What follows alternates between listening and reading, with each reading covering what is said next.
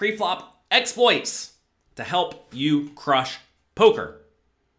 It's very important to understand that preflop is the most important aspect of poker. If you think about it, you make a decision preflop every single hand that you are dealt in. You don't make a flop decision every time, or a turn decision, or a river decision every time. You make preflop decisions. So if you mess up right off the bat on a very regular basis, you're going to lose lots of equity to your opponents. And the fortunate thing is that it's actually pretty easy to clean up a lot of the common preflop mistakes that most people make. And if you don't make preflop mistakes and your opponents make a bunch of preflop mistakes, you're going to crush them. Also, it's important to realize that whenever you go about studying game theory optimal strategies, if you start by using preflop ranges that are just not good, you are naturally going to make many more mistakes after the flop. For example, if you, let's say, limp with a bunch of hands after other people limp and you try to flop well with hands like 9-5 offsuit, you're going to end up with a whole lot of garbage after the flop. And if you end up with a whole lot of garbage after the flop, you're either going to have to bluff a little bit more often, which is going to make you very unbalanced, or you're going to have to give up a lot, which is also not ideal. Hello, James. Here's James. What are you doing? I said I was in a webinar. Can you say hello? Okay. Daddy, go on.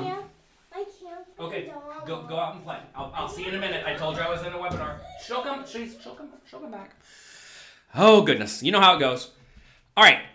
So, understand, though, that studying GTO strategies is a great starting point. But if you want to make the most money possible from poker, that you must adjust away from that GTO strategy to take advantage of your opponents.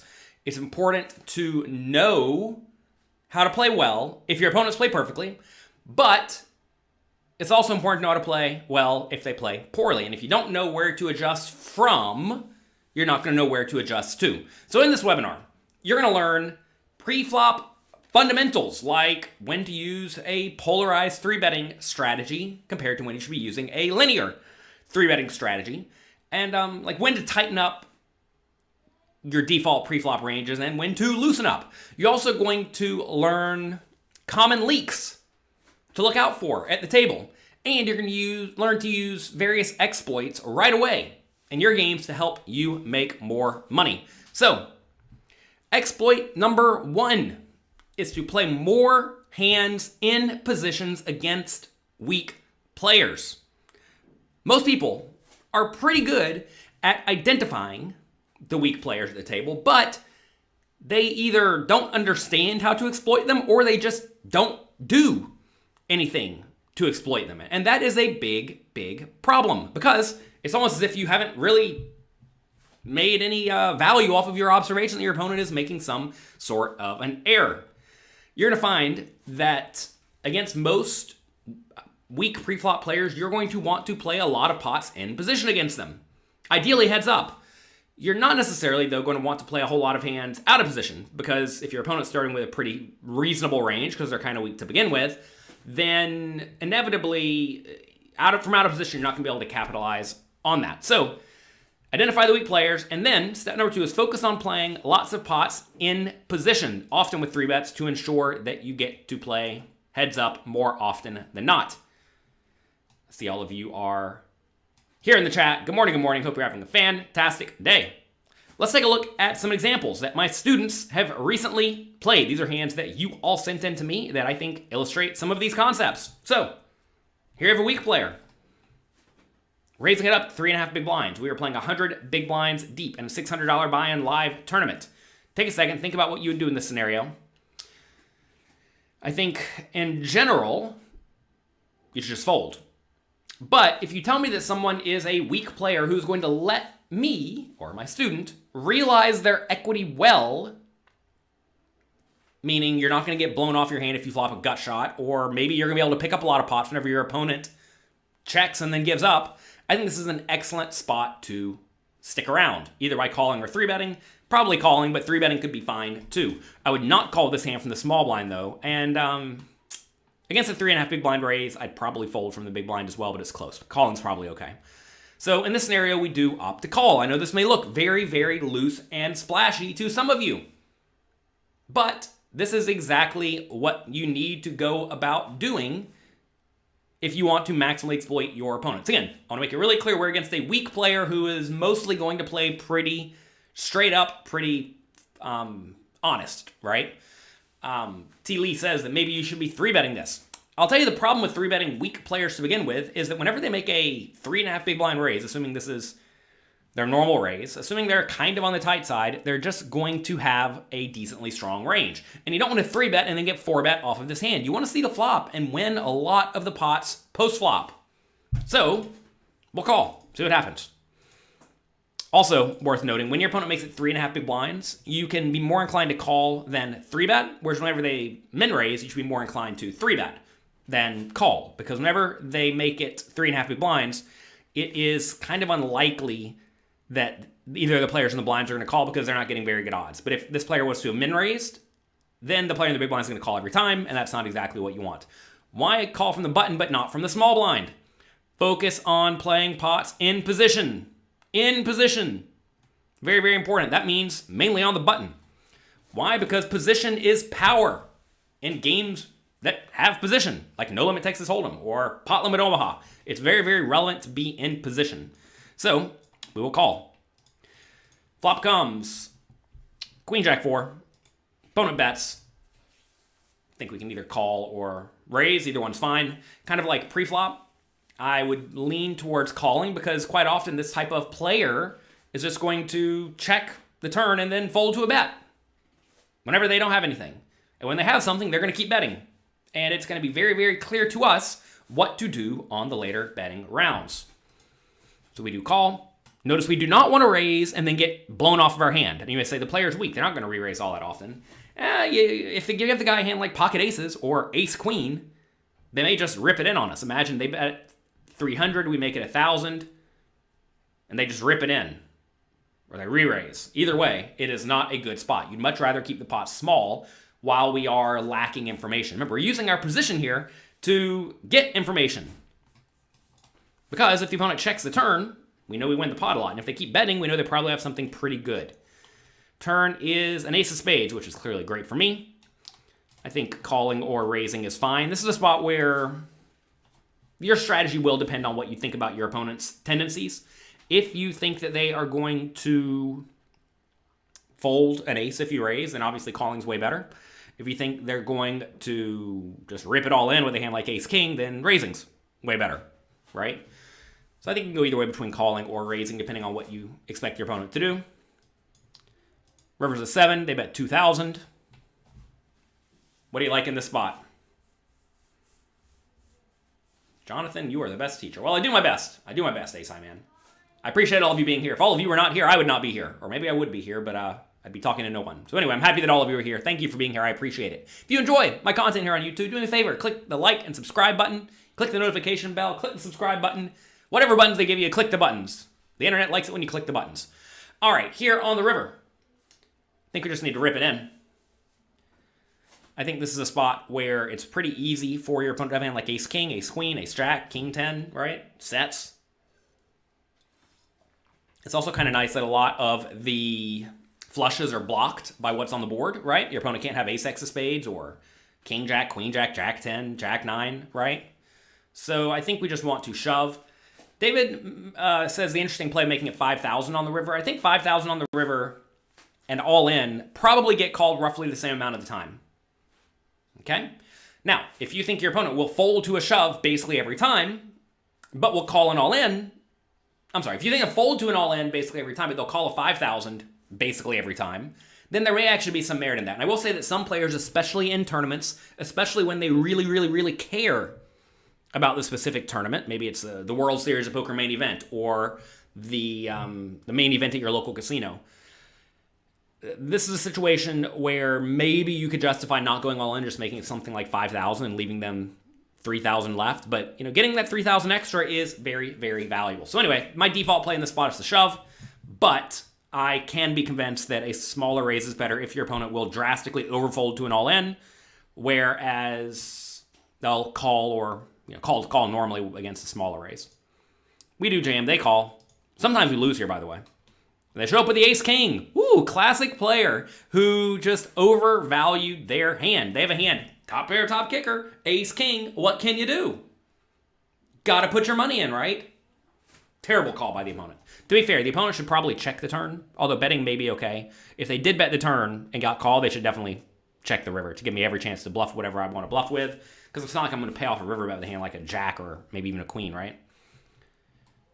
David says, if you make it 5K and you lose, you still have a chance if they have a higher flush. If they have a higher flush, they're going to shove it all in, clearly, so we're going to lose. Are we ever afraid of king-queen? I mean, you have to realize that's one combination of hands. One combination of hands is not a lot. We would not make it 5K to try to save money when we're beat. We have the best hand almost every time. Count the number of combinations that we lose to. King-queen suited, king-10 suited, of spades, I mean. King-queen spades, king-10 of spades, king-9 of spades, maybe king-8 of spades, probably not because the guy probably doesn't even play it. Queen-10 of spades, queen-9 of spades, 10-9, 10-8, 9-8, 8-7, 7-6, 12 hands. We lose to 12 hands. How many hands do we beat? Well, there's 3 combinations of aces, queens, jacks, 4s. That's 12 right there, so 50-50 already. Ace-queen, there's 9 of those. Ace-jack, there's 9 of those. Queen-jack, there's 9 of those. All the other king-10s, who knows if they were ace-king-10 offsuit or not. You see, like, we have the best hand in this scenario virtually every time, assuming the opponent's going to call a shove with 2-pair and better, which I think is very reasonable. Like I said, this guy's ace-king play is quite bad, but I think it's very reasonable to assume 2-pair and better is going to call an all-in. So if we win, I don't even know, probably like 80% of the time, are we concerned about the 20% of the time that we happen to be beaten? The answer is no. And you got to realize, if the guy's sitting here with the king-high flush, he's going to re-raise, and we're going to call, and we're going to lose. The purpose of re-raising small is not, or raising small on the river, is to just really ensure you get called against someone who may drastically overfold to a shove. Anyway, very nice play here. This is a spot where I think a lot of people just fold pre-flop and don't think twice about it. But I think that this is a scenario where you should be splashing around with suited, connected type stuff, wider than the GTO strategy recommends, especially early in a tournament when playing deep stacked against players who are going to make errors. Here we have a weak tilted player. Now, here you have to ask, what does weak and tilted mean? We are playing 1-3 no limit, 100 big blinds deep. This is a spot where most people play normally for the most part, but whenever something bad happens to them, they think they're supposed to become a baby and get annoyed and get tilted and throw a tantrum. I don't know if that's the type of player we're dealing with, but if this player is clearly annoyed and frustrated and flustered, we're certainly not going to fold. Now, the question becomes, should we call or should we 3-bet? Same thing as before. I would lean towards calling because I don't want to get re-raised by these types of tilted players. However, in cash games, compared to tournaments, if you call, you're a little bit more likely to get multi-way action, which you don't really want. So I would lean towards calling, but 3-betting could very easily be fine, especially if the big blind and small blind are a bit of a calling station. The problem with 3-betting here, kind of like the problem with 3-betting 5-3 suited, is that if you get shoved or 4-bet, you are in a bad spot, which is not where you want to be. So if you think this player is rarely going to 4-bet you, then I love 3-betting. If you think this player is often going to, or rarely going to 4-bet you, then you should be way more, what am I trying to say? I'm getting distracted by the comments. If they're going to rarely 4-bet, you should be more inclined to 3-bet. If they are going to 4-bet a lot, you should be more inclined to call. There we go. We found it. The button is a calling station, LOL. Yeah, a little bit. We do 3-bet this time. Okay. Opponent calls. Flop comes. 9, 6, 4. Pretty good. They check. We should continuation bet. Roughly half pot, I think, just to get money in the pot with the best hand. If the guy has like overcards, backdoor flush draw, pair, or whatever, he's going to not fold. Instead, he rips it in. He only had $150. My bad. He was shallower stack to begin with. I mean, obviously, we're going to call here. This seems like a very, very easy call, correct? 6-5 offsuit. Not the hand you expect to see. This is a spot where this guy was clearly tilted, clearly annoyed, and decided to punt off his stack. That's fun. Eat a burger. He probably went to eat a burger. Probably accurate. All right. Play more hands in position against weak players. Exploit number 2. Use linear and polarized 3-betting strategies instead of the generic default pre-flop strategies. So you want to consider the type of opponent you are against. One type of opponent you're very likely to encounter in the smaller stakes games is a loose, splashy player. Whenever they raise and get 3-bet, they always see the flop. I know a lot of you tell me that you have a problem playing against players who see the flop every time and get to the river every time. You don't know how to play against people who just don't fold. But it turns out these are some of the easiest players in the world to play against. So instead of worrying about the times you get outdrawn, which inevitably will happen, figure out how to beat your opponents. When people don't fold, and they always want to battle, 3-bet them with a good, strong, linear range of hands that will crush their raising and then calling of your 3-bet range. Now, there are other types of players in the small stakes games who are very passive. And if they get 3-bet, they usually only 4-bet with their absolute best hands, or they fold, and then they fold a lot, right? So against this type of player, you want to be 3-betting them with a very polarized range, usually closer to the GTO strategy, where you are 3-betting your best hands, 3-betting some junk, and then calling with a lot of marginal hands that you do not want to get 4-bet off of. So let's take a look at these two very different strategies against specific opponents. Ken says, did you freeze? I don't know. If I froze, let me know. All right. So here we have a linear button versus hijack 3-betting strategy. Okay? We have button versus hijack linear strategy. So the goal of this linear strategy here is to isolate the initial raiser with all of your best hands. Whenever they raise from the hijack, you 3-bet the button with all the hands in red. And notice when they call, they're usually going to have a hand kind of like the hands here in blue or weaker, right? So how does all of these hands in red fare against these hands in blue or weaker? Well, you're going to be crushing them, right? That said, you still do want to play a pretty wide range of hands against this loose, splashy, calling stationy player, so you should still have a pretty wide calling range, unless the players you attack behind you also 3-bet a lot.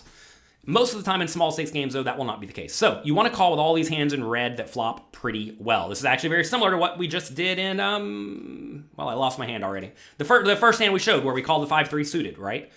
So all of these hands in blue opt to call. All the hands in red opt to 3-bet straight up for value. Does this also apply to positions such as the hijack? You have to call pre-flop raises less often as you are in earlier position because there's more people yet to act who can 3-bet you, okay? So you would not call like King 5 suited in that scenario. Can you define linear and polarized? Sure. Linear means like you're 3-betting just the best hands, right? Polarized means you're 3-betting polar opposites, the top and the bottom. Let's take a look at that. What about if when your opponent's a generally weak player? Well, or a weak player who's not going to 4-bet very often. So here we have button versus hijack, polarized 3-betting strategy. So in this scenario, notice that we are 3-betting with just pocket 10s and better. We're not 3-betting 9s, 8s, 7s, 6s, etc. because all of these hands don't want to get 4-bet, right? So notice the difference here. If our opponent's going to call a ton, we want to 3-bet 9s, 8s, and 7s. If they're going to fold or 4-bet a lot, we want to be way more inclined to call these hands. So you see all of these hands up here that we would 3-bet against a calling station. We're going to be calling against someone who will 4-bet us a little bit more often or just fold. So we're 3-betting our best hands for value, but then also some hands that are marginal, right? So we have some Ace-X suited, some King-X suited, some low ones, Ace-10, King-10, Queen-Jack, 7-6, 6-5 suited, right? And this way, when we call, we're going to have a hand that does reasonably well. And when we do happen to 3-bet and get 4-bet, we're going to have a really strong hand a decent amount of the time. You're going to find generally the goal of polarized strategy is to play a little bit tighter because your opponent's playing just a tighter range to begin with quite often, at least in this situation. Calling with our best hands, our hands that flop well, calling with our hands that flop well, 3-betting our absolute best hands that are happy to play for a giant pot, and 3-betting some hands that are not quite good enough to profitably call. Okay? Now, what if the initial raiser is really, really tight? And you just know they have a good hand most of the time when they raise. What should you do? We probably want to play closer to this strategy here. And you're going to find that in general, when you're on the button, you should use a polarized 3-betting strategy just because that's good poker. But if your opponent's range when they open is just very, very strong, then you don't want to bluff as often, right? So you would still 3-bet the best hands. Maybe you don't quite 3-bet ace, jack suited, or ace, queen offsuit, even if they're playing really, really tight. But then you also do not bluff nearly as often. Maybe you call all these suited hands here, fold, ace 10, king 10, queen jack, maybe even king jack. Okay? So definitely keep all of that in mind. When you're playing against Jonathan Little, what should you do? Well, when you're playing against anyone who's reasonable, you should play very close to the game theory optimal strategies. Those are very, very easy, though, because I have charts made for you in the pokercoaching.com app. Make sure you download the Poker Coaching app. You can search Poker Coaching in the Android or iTunes App Store. Is it called the iTunes App Store? Does that show how old I am? So anyway, search those. They come right up. They're also on our website, pokercoaching.com. Okay? How do you go about figuring out your opponent's strategy? You pay attention. Figure out how they are playing. I know some of you want to know very clearly and definitively how your opponent plays before you make any sort of adjustment. But very often, I am not waiting until I have clear, definitive data on my opponent because, hate to break it to you, you're probably never going to have clear, definitive data on your opponent. So, knowing that, what information is enough? And usually for me, I don't need all that much information. If I see someone do a play or a two that I would classify as, calling station-y, I'm going to adjust pretty hard to use the linear 3-betting strategy I have outlined here. Okay? Why do you call ace 10 suited but 3-bet the ace 5 suited? Well, you mean on the hand on the right? Or the chart on the right? Over here, these hands are not quite good enough to call, right? You're 3-betting these hands on the bottom because they're not quite good enough to call. Hands that are not quite good enough to call, you 3-bet instead. If these low ace-x suited were all good enough to call, then perhaps you would 3-bet slightly weaker hands like jack 8 suited, queen 8 suited, king 6 suited, etc. Okay? So make sure you're adjusting your pre-flop 3-betting strategies to take advantage of whatever the opponents do incorrectly. Okay. Exploit number 3. Stop going broke against pre-flop nits. People who only play really good hands and only put lots of money in the pot with good hands. So often people come to me, I knew he had aces, but I just couldn't fold. It's like, what do you mean? What do you mean you cannot fold if you're very confident the opponent actually has a good hand? Assuming your reads are anywhere near correct. You do not always need to lose your entire stack in these cooler situations. Most cooler situations are not actually coolers. Step number 1 is to identify the nits. Identify the people who are only playing pots with very good hands. Once you've done that, then it starts to get way easier because then you just don't play big pots with them unless you have a really good hand yourself. And to be fair, a really good hand against a tight range is like aces or kings, right? Step number 2 is don't get all in unless you have the nuts. Okay, let's take a look at some examples. Here I have ace king, we raise it up. Playing 1-3 no limit, this hand from Andre who sent in. We have a raise, we get 3-bet. Now, obviously, the default play in this scenario is to 4-bet. Right? Very, very, very obvious 4-bet. And get it in with your ace-king against anyone who's halfway competent. But this is a 75-year-old tight guy who's probably not bluffing all that often. So, if their range is completely missing bluffs, what does their 3-betting range look like? Well, aces, kings, queens, jacks, and ace-king. That may just be it. If that is their range, aces, kings, queens, jacks, and ace-king, then you don't want to get it all in with much of anything. Now, we do block the aces and kings, so usually we're going to be flipping, but sometimes you're not. And also, if the opponent's range contains no pre-flop folds, like ace-5 suited or whatnot, then you have no fold equity, so you're just getting it in flipping a lot of the time. Also, the tough thing about this spot is if your opponent does happen to have a hand like ace-queen, they're just going to fold it to the 4-bet every time. So you're only getting it in when you're going to be in pretty marginal shape. Okay? So we call.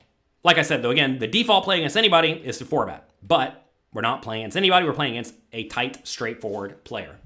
Flop comes. Jack 8-7. Opponent rips it all in. Good, good. This is what you want to see, by the way. Because whatever the opponent's doing this with it's not good. Easy fold, obviously. Fold, move on with your life. Nothing to see here. Did we get to see his cards? Probably not.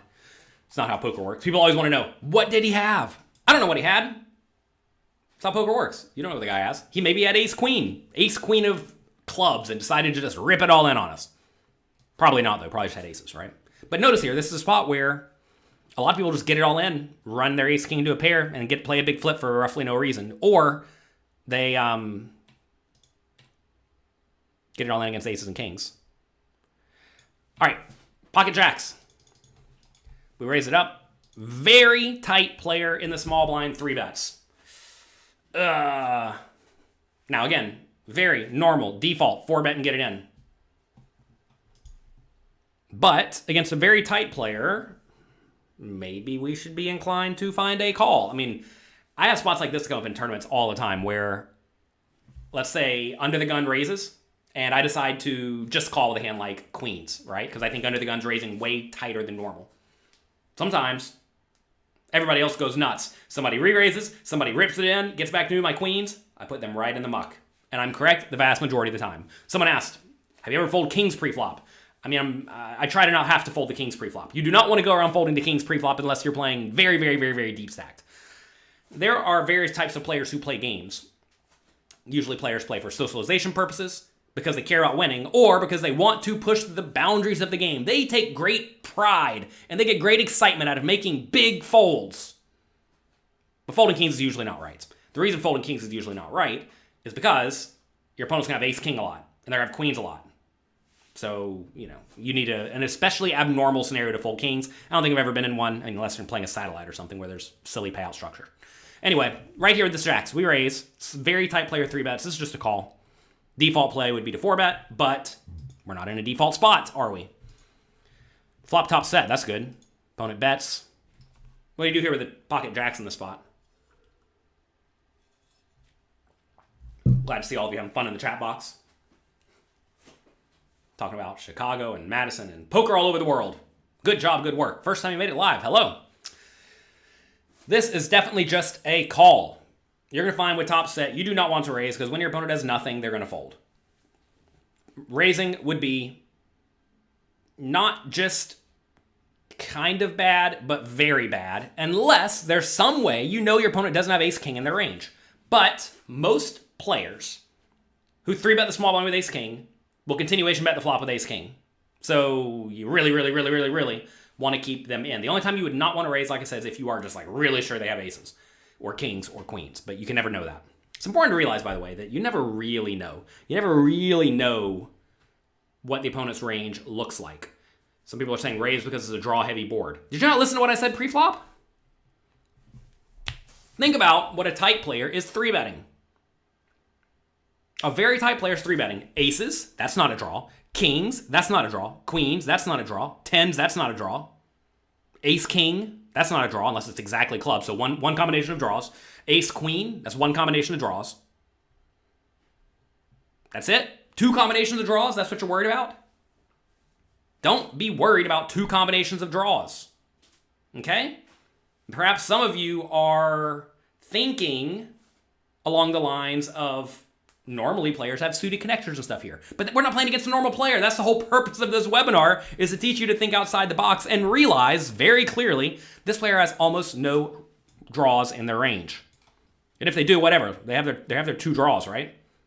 2 draws compared to however many combinations of hands. Call it 60 or something, right? So anyway, easy call. Now, there may be some merit in raising if they will find a fold with a hand like queens on a random club turn.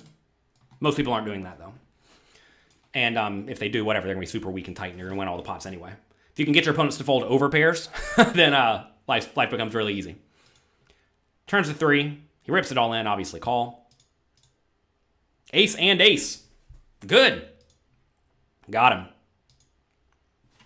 This is an important point. A lot of you in this scenario seem to not put your opponents on ranges correctly, right? And if your opponent is very tight pre-flop, realize a very tight player lacks draws in their range naturally because their range does not contain a lot of the drawing hands, right?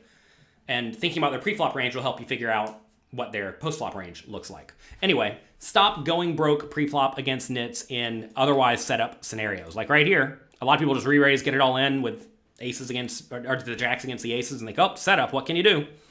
Sometimes you spike, sometimes you don't. That doesn't matter. But you don't want to get it all in with jacks against aces when you can avoid it. And if your opponent's very, very tight, you'll find ways to get off the hook sometimes whenever you get bad flops in general. And when you flop the set, you can obviously very, very happily get all of your money in. Lon says, you remember the hands you lose because of a flush, so you want to protect them against the flush.